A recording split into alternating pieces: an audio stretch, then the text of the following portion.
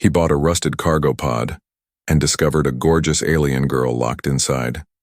The desert wind howled across the junkyard planet of Ravok 3, kicking up clouds of red dust.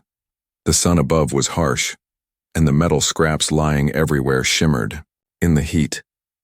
Jared wiped sweat from his forehead as he walked between broken droids and old mining gear. He was here for one thing only, a cheap container he had seen listed at the salvage auction.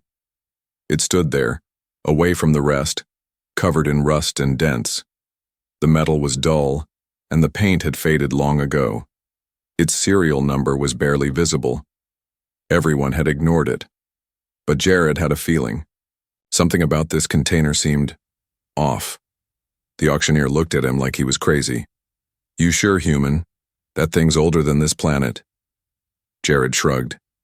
"Yeah, I'll take it." He paid a few credits, attached his hover hauler to the back of the container, and drove it back to his outpost, a small shack in the middle of nowhere. The journey was bumpy.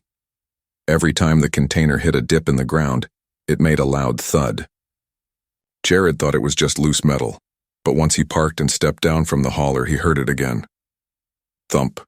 He froze. Then again. Thump. Thump. Faint. Hollow. Like something was inside. Jared narrowed his eyes. What the hell? He walked up to the container and pressed his ear against the metal wall. The sound was soft but clear, a weak banging. Then, a scrape. It wasn't just debris. Something, or someone, was alive inside. He quickly grabbed his tools. The container door was sealed with old military-grade locks. It took him an hour to break through. Sweat ran down his back, and sparks flew as he cut through bolts and plates. Dust and rust filled the air. Finally, with a heavy creak, the door began to shift open.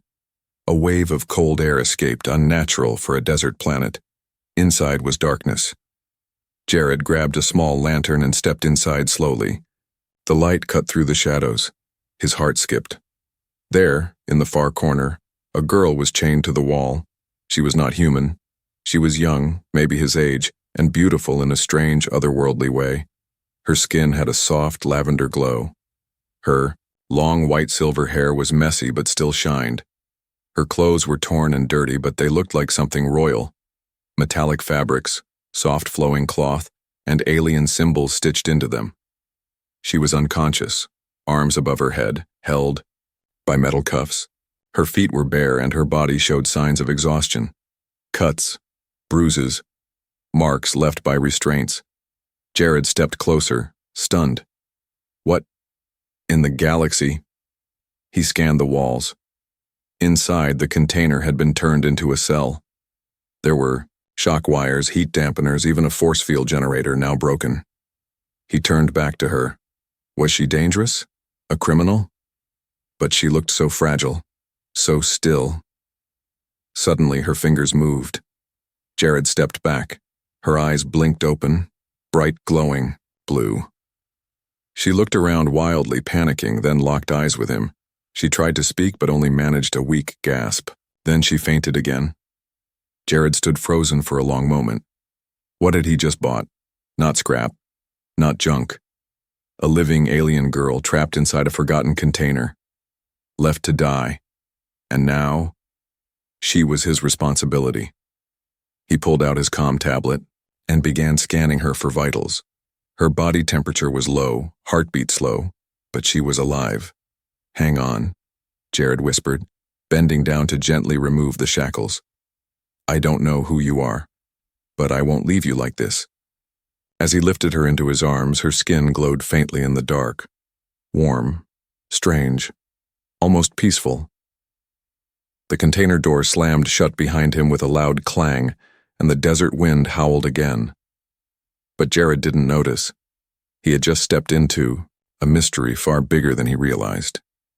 Jared laid her gently on the old metal bed inside his dusty outpost.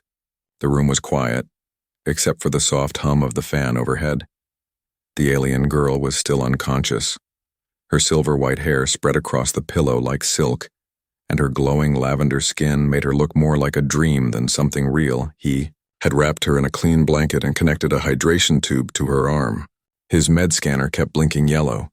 It didn't recognize her species. All it could say was that her body was weak, dehydrated, and cold. Jared sat in the corner watching. Who was she? Why was she locked in that container? And why didn't he just call the authorities? He didn't know.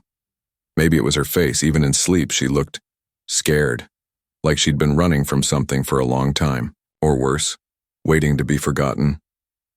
Suddenly, she gasped and sat up fast. Her eyes snapped open, glowing blue and filled with panic. She looked around the room like a wild animal.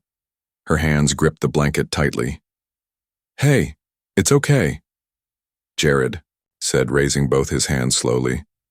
"You're safe now. I'm not going to hurt you." She stared at him, breathing fast, chest rising and falling. Then she spoke, soft, shaky, and in a language Jared had never heard before. It was melodic, almost like a song, but he didn't understand a word. She pointed at her neck, then her mouth. Her voice cracked. Tala, Nyari, Karesh. Jared slowly walked to his shelf and pulled out a translation chip, a tiny device he had picked up long ago for trade work. Carefully, he handed it to her. She stared at it, then took it. Her fingers trembled as she placed it behind her ear. The device beeped. She looked at him again. "Can you understand now?" Jared nodded. "Yes, I can hear you now." Her voice was soft but clear. "Where am I?" "My outpost." "On Ravok 3, he replied. "I found you locked in an old mining container. You were chained up." She closed her eyes, then whispered, "They were gonna sell me as a weapon." Jared blinked. "What?" "I'm not just a girl," she said, hugging the blanket close. "My name is Alara. I was on an heir to a diplomatic line. My father worked to bring peace between species.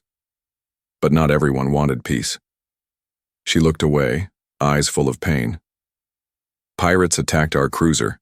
They killed most of my people.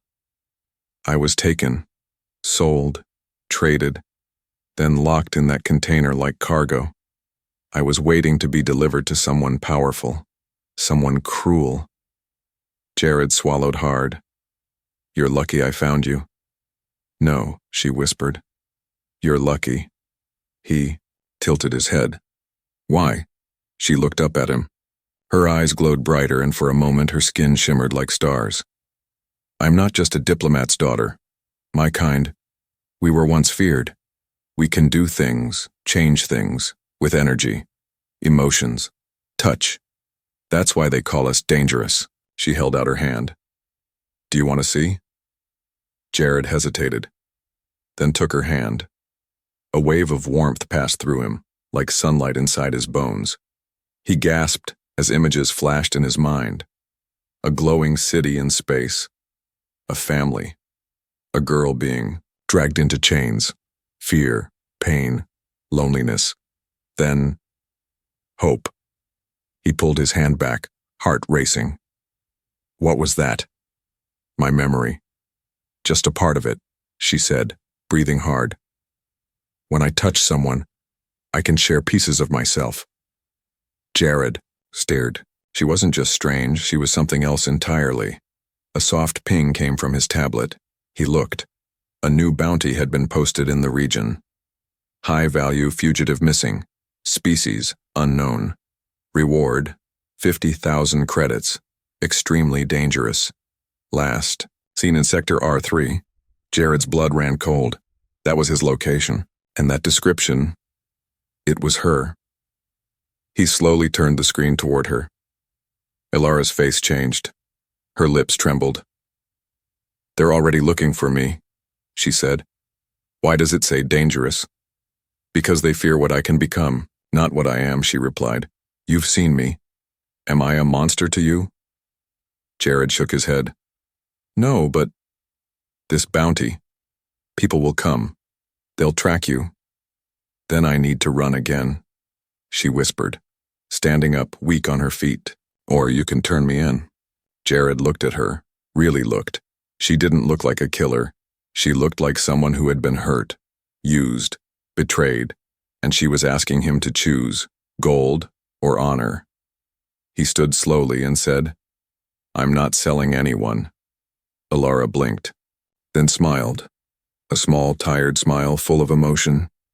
Jared grabbed a pack, loaded supplies, and turned off the lights. "Come on. If we're leaving, we need to move before the bounty hunters get here." Outside, the desert wind rose again, but this time they weren't alone anymore. The night sky above Ravok 3 was filled with stars, but the ground was full of danger. Jared and Alara moved quickly across the desert, using only moonlight and a weak lantern to guide them.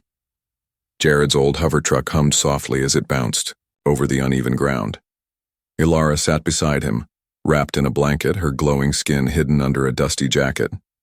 They had barely driven 20 minutes away from the outpost when Jared's scanner beeped. "Motion behind us," he said, tapping. "The screen. 3 small ships, they're coming fast." Ilara's eyes widened. "Bounty hunters." Jared cursed under his breath and pushed the throttle. The truck sped forward, the engine groaning from the weight. The sand behind them lit. Up as engines roared. 3 black skimmers flying low, moving like hungry wolves in the night. "They must have tracked the container ID," Jared muttered. "Should have wiped it." "You didn't know," Alara said softly. "You didn't plan to be part of this." Jared glanced at her. "Yeah, well, I didn't plan on smuggling an alien princess either." A sharp blast exploded behind them. Sand flew into the air. The first skimmer had fired a warning shot. Jared swerved hard, almost flipping the truck. "Hold on." Alara gripped the seat. Her breathing was fast. "They won't stop, not unless I'm dead or captured." "Then we don't stop either," Jared growled. They sped toward an old canyon, a narrow path between tall stone walls. Jared had used it once to escape border patrols. If they made it there, the skimmers wouldn't be able to follow at full speed. The truck bounced, kicked, and roared forward. Another shot slammed into the side of the vehicle. Metal tore. Sparks flew. Jared winced but didn't slow down. Canyons. "Close," he said. "Just hang on a little longer." Suddenly, a net launcher fired. A glowing trap shot from the skimmer behind them, heading right for the truck's roof. Ilara's eyes lit up, literally. "Duck!" She grabbed Jared's arm and pulled him down. At the same time, her body pulsed with energy. A wave of glowing light burst out, hitting the net midair. The net shattered into dust. Jared looked at her, stunned. What the hell was that? "My gift," she said, trembling. "I can break things, but only when I feel fear or hope." He blinked. "Remind me to keep you hopeful then." They raced through the canyon entrance just in time. The walls closed in around them, forcing the skimmers to back off. Inside the tight space, rocks scraped the truck on both sides. Jared switched off the lights. Darkness swallowed them. "Do they have scanners?" Ilara asked. "Not if we're lucky. This canyon has high iron levels. It scrambles signals." They waited, hiding under a rocky overhang. Above them, the bounty hunters hovered outside the canyon, searching, scanning. But they didn't enter. After 5 long minutes, their skimmers flew away. Jared let out a breath. "We made it." Ilara slumped back in the seat. Her hands were shaking. He noticed. "You okay?" She nodded slowly. "Just tired. Using my energy like that, it drains me." Jared looked forward, deep into the canyon. "We can't go back. Not ever." Ilara whispered. "I know." He reached into the back seat and pulled out an old map. "There's a place, an old smuggler station, deep underground. No signals, no patrols. I haven't used it in years, but it might still be there." Ilara leaned her head on the window. "You're risking everything for me." "Why?" Jared paused. "I don't know," he admitted. "Maybe because you looked like you had no one left. Maybe because no one helped me once either." She smiled weakly. "Then maybe you were meant to find me." As they drove deeper into the canyon, the world became quieter, safer. The stars, Above disappeared behind stone. But in Jared's chest something stirred. This wasn't just about escape anymore. It was about choosing a side. And he had already made his choice. The old lift groaned as it lowered them into the earth. Dust fell from the walls. The air grew colder with every meter they descended. Jared stood still, one hand on the lever, the other holding a small pistol just in case. Ilara leaned against the wall, wrapped in the old jacket. Her silver-white hair shimmered faintly under the flickering yellow light above them. "This place feels dead," she whispered. "That's what I want," Jared said. "Dead means forgotten. Forgotten means safe."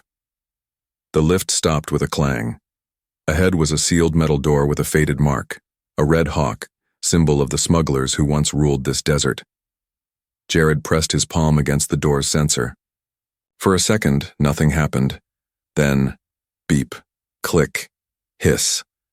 The door slid open, revealing a large underground chamber. It was dusty, full of crates and old gear, but still intact. "Welcome to the nest," Jared said. "Used to be a hiding place for stolen goods, weapons, sometimes fugitives, been abandoned for years." They stepped inside. The air was dry and stale, but it felt safe. Ilara sat down on a crate, breathing slowly. "No scanners will find me." "Here?" "No," Jared said, locking the door behind them. "This whole bunker is under thick stone. Radiation from the rock scrambles signals." He checked the generator in the corner. After a few button presses, the lights flickered on. Dim, but enough. She looked around. "You used to be a smuggler?" "For a while," Jared said. "Then I got tired of the risk, wanted something quieter. So I started fixing junk, trading. Parts, but the galaxy doesn't like letting people rest." Ilara looked down at her glowing hands. "I've never had rest. Not really. Even when I lived in the sky cities, I was always watched, controlled." Jared sat across from her. "You said your people had powers. How many like you are left?" She paused. "Before the attack, maybe 24. Now? I don't know. They say we're dangerous because we connect through energy, that we can harm minds, break machines, even kill without touching. Can you?" She looked into his eyes. "If I wanted to, yes." Jared didn't flinch. "Then why didn't you destroy the bounty hunters?" Her voice cracked. "Because I don't want to hurt anymore, I just want to be free." A long silence hung between them. Then Jared stood up and pulled an old datapad from a metal box. "There's something you should see," he said, turning it on. It took a minute to boot up. He brought the screen to her. "Look. These are old records from the war 20 years ago. These files were erased from public databases, but smugglers collected secrets." The screen showed a girl with glowing skin standing in the middle of a battlefield. Ships exploded in the background. Her arms were raised, waves of light pulsing from her body, stopping tanks, freezing soldiers mid-run. "That's my mother," Ilara whispered. "I was just a baby then." "She saved thousands," Jared said. "But the record said she was a weapon." Ilara touched the screen softly. "They feared her, so they locked us away. My father tried to protect us through diplomacy. It didn't work." Jared lowered the pad. "So now they want to finish what they started. Silence your bloodline." She nodded. "And I'm the last proof they failed." A loud click echoed from behind them. Jared spun around, raising his pistol, but it wasn't a bounty hunter. It was the backup generator kicking on. Ilara smiled faintly. "You're always ready to shoot." "Can't afford not to be," he replied. "Especially now." Suddenly her eyes dimmed. She looked tired again, her breathing slow. "You okay?" She nodded, but her voice was weak. "Using energy, showing you those memories. It drains me." Jared helped her lie down on a soft crate. He covered her with a clean blanket. "You rest. We're safe here. For now." As she closed her eyes, Jared sat near the entrance with his weapon in hand. His mind raced. He had no plan, no backup, no allies. Just a glowing alien girl with the power to change the galaxy. and a price on her head. But for the first time in years, Jared didn't feel alone. As the lights dimmed and the generator hummed, he whispered to himself, "This is bigger than both of us now." Outside the bunker, the desert remained silent. But far above in orbit, a transmission was sent. Target not located, moving to next sector. They had bought some time, but the real fight was still coming. Jared's eyes snapped open. A sharp sound echoed through the bunker. Click, clack, tap. Not the hum of the generator, not Alara's soft breathing. This sound was different. Boots, metal, movement. He reached for his pistol and stood up slowly. The air had changed. The silence outside the bunker door was no longer silent. Alara was still asleep, her breathing shallow, her skin dim. Jared crossed the room quickly and crouched beside her. "Alara," he whispered. "Wake up." She stirred. What is it? We're not alone." Her eyes widened, instantly awake. She sat up. "They found us?" "I don't know how. Maybe they followed the lift cables, maybe heat signatures. But someone's here." A voice called from outside the main door, deep and cold. "Human, we know you're in there. You have something that doesn't belong to you." Jared stayed quiet, his pulse racing. Another voice spoke, this one more robotic. "Open the door, surrender the girl, and you will live." Alara looked at him. "They're lying." "I know." He helped her up. "There's a back tunnel. It's narrow and unstable, but it leads to an old service shaft."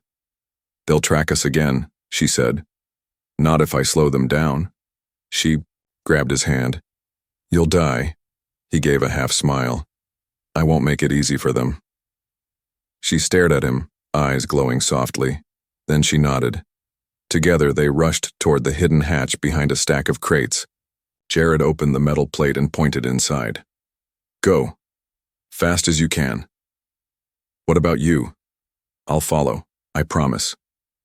She hesitated, then crawled into the tunnel, vanishing into the darkness. Jared turned, took a deep breath, and readied his traps. Outside, 3 bounty hunters prepared to breach the bunker. The leader was a tall alien with gray skin and glowing red eyes. His armor was old but deadly. His name was Krex, and he was known for never failing a hunt. Beside him was a cyborg with scanners for eyes and a railgun mounted on his arm. The third was smaller, faster, and cloaked in shadow. She moved like a ghost, with blades on her back. "This place is old," the cyborg said. "No defense turrets, primitive." "Doesn't matter," Krex growled. "The girl is here, I can smell her." He raised his hand. "Blow the door." Boom! The door exploded inward. Smoke and sparks flew. They entered fast, only to hear a loud click, then fire. Jared's first trap, an old fuel cell rigged to spark, ignited in front of them. The explosion knocked the cloaked one back. Krex growled. "He's trying to burn us out." The cyborg scanned the room. "Movement. Top level, far corner." Jared fired from behind a stack of crates. His shots hit nothing but shadows. The cyborg returned fire, blasting a row of boxes into dust. "Come on then," Jared shouted. "You want her? Try me first." The cloaked hunter was already moving again, blades drawn. She jumped over the crates but triggered trap 2, a hidden floor plate. A pulse mine exploded, throwing her across the room. Krex roared. "Enough." He marched forward, shrugging off debris. "I'll crush him myself." Jared ducked behind the generator, reloading. His hands were shaking, heart thudding like thunder. He saw Krex's red eyes through the smoke, getting closer. I can't stop him, Jared thought. Not alone. Then light, bright, glowing light. He turned. Alara had come back. She stood at the top of the bunker stairs, glowing brighter than ever, eyes shining with fury. "I told you to run," Jared shouted. "I did. But I won't leave you," she said, voice strong. "Not again." Krex looked up, eyes widening. Target locked. He raised his weapon. Too late. Alara raised both hands. A wave of pure energy burst from her body, not fire, not sound, but something deeper, something alive. The bounty hunters screamed as their weapons fried. Visors cracked and minds shook. The cyborg collapsed, circuits burning. The shadowed one vanished in smoke. Only Krex stood, barely. He reached for his weapon. Ilara walked forward, slowly, light flowing around her like wind. "No more chains," she said softly. She touched the floor with her foot, and it cracked under her power. Krex dropped his gun, then fell to his knees. He wasn't just defeated, he was broken. Ilara's glow faded, her knees buckled. Jared caught her before she fell. She looked up at him. "I didn't want to hurt them, but I had to." "I know," he said, holding her tight. The bunker was silent again. No more voices, no more boots, only the sound of Jared's breath and Ilara's heartbeat slowing down. He whispered, "You're not a weapon. You're just trying to survive." She smiled weakly. "With you, I think I might." The fire from the broken generator lit the bunker in strange colors, orange, blue, and red. Sparks flew above the bodies of the fallen bounty hunters. The air was thick with smoke and silence. Jared sat beside Ilara, his hand still gripping hers. She was pale now. Her skin had lost its soft glow, and her breathing had slowed. He had never seen her this weak before. "I pushed too far," she whispered. "Used too much. You saved us," Jared said softly. "That's all that matters." She gave a faint smile, but her eyes didn't open. "You need to know the truth. All of it. About what I am." "You don't have to." "I do," she interrupted, her voice dry. "Before it's too late." Jared nodded, holding her hand tighter. A few hours later, after the bunker was sealed and quiet again, Ilara lay resting on an old mattress. Jared had restarted the backup generator. The lights flickered weakly, but it was enough. She finally opened her eyes fully. "Do you still have that data pad?" she asked. Jared grabbed it from the crate nearby and sat beside her. "What do you want to show me?" "Search this code," she said, and gave him a strange combination of letters and numbers. Jared entered it. The screen blinked. Then a hidden file appeared. It was locked. Ilara reached over and touched the screen. Her finger glowed faintly. Click. The file opened. Jared's eyes widened. It was a classified report from over 50 years ago. The header read, "Project Lumaris, Energy-Born Species, Potential Threat Level, Omega." He scrolled through it slowly. His face grew cold. The report described a species that could manipulate energy with emotion. Their powers were strongest in the presence of love, pain, or fear. They didn't need machines. Their bodies could heal wounds, disrupt tech, and even bend gravity depending on their state of mind. Governments feared them, so they tried to wipe them out. "It's talking about you," Jared whispered. "Your people." Ilara nodded. "We weren't soldiers. We were healers, thinkers. But when the war came, some of us fought back, and won too easily." "They called it a threat," Jared said, reading more. "They started labeling your kind as unstable, then dangerous. They said we could destroy planets," Ilara whispered. "They lied. But lies are stronger than the truth when people are afraid."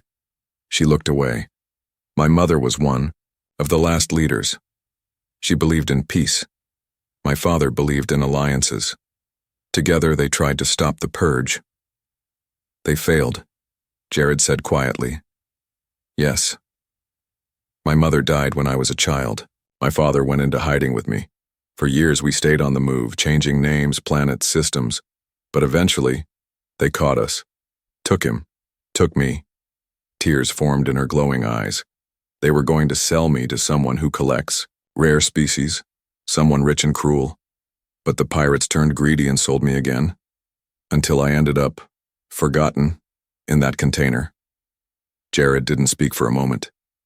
His hands were tight on the data pad. "I thought I was just saving someone from slavers," he finally said. "But I saved a living secret." "No," Ilara said. You saved someone who just wanted to be seen, not as a weapon, not as a trophy, just as a person. Jared looked at her. Really looked. She wasn't glowing now. No powers, no energy. Just a tired girl with a broken past. And yet, in her weakness, she seemed stronger than ever. Outside, the sandstorm picked up. Ravok 3's weather was changing fast. Strong winds, electric skies. It was the kind of storm that fried comms and blinded drones. It was also a perfect cover. Jared stood up. We can't hide here forever. More bounty hunters will come. Where will we go? She asked. He looked at the map on the wall. There's an old orbital station near Sector 9, hidden between asteroid belts. If we can get there, we might find answers. Maybe even someone who remembers your people as more than weapons. Ilara closed her eyes, hopeful. And if not, she whispered. Jared smiled. Then we'll remind them ourselves. She looked at him. Why do you care so much? He paused, then said honestly, because I've lived my whole life fixing broken machines. You're the first broken soul I've wanted to fix. She reached for his hand again. This time when she touched him, the light returned. Faint, but warm. Not fire, not fury. The sky above Ravok 3 cracked with thunder. Jared stood at the edge of a cliff watching as lightning lit up the wasteland. His old hover truck was loaded and ready. The secret orbital shuttle he had hidden for years, a tiny one-man craft built from scrap, was now their only way off the planet. Behind him, Ilara stepped out of the bunker, her silver hair tied back, her lavender skin hidden under a brown cloak. She looked stronger now, steady on her feet. But her eyes, those glowing blue eyes, were full of worry. Are you sure about this?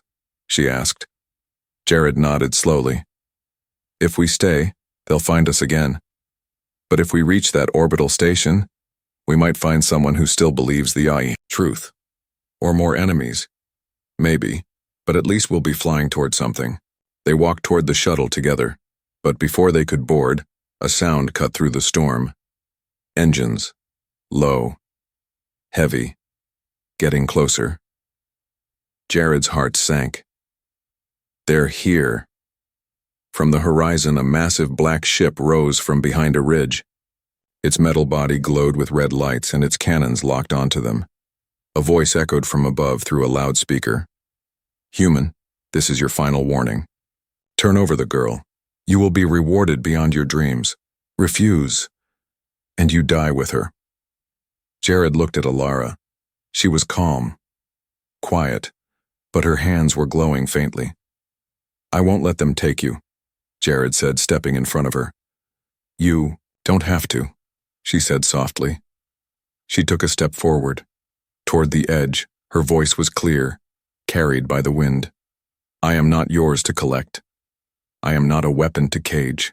The ship responded with a warning shot, blasting the ground beside them. Jared raised his gun, knowing it wouldn't matter. But before he could pull the trigger, Ilara walked ahead. She spread her arms wide. Then, everything stopped. The storm paused mid-flash. The air grew heavy with energy, and then, light. From her body, a wave of pure energy exploded outward, but not like before. This was not destruction. It was communication. Her voice echoed through every system, every scanner, every device. To all who hear me, I am Ilara of the Lumaris line. You have hunted my kind, called us dangerous, labeled us weapons, but we are more, and I will no longer hide. Jared's comm tablet buzzed. Dozens of incoming signals, messages, feeds. Ilara's broadcast was spreading, galaxy-wide, every bounty hunter, every ship, every listening ear was now hearing her story. The black ship hovered, confused. Then it backed off. Slowly. Silently. They were not prepared for this. Not for truth. Not for light. Hours later, the shuttle left Ravok 3's orbit.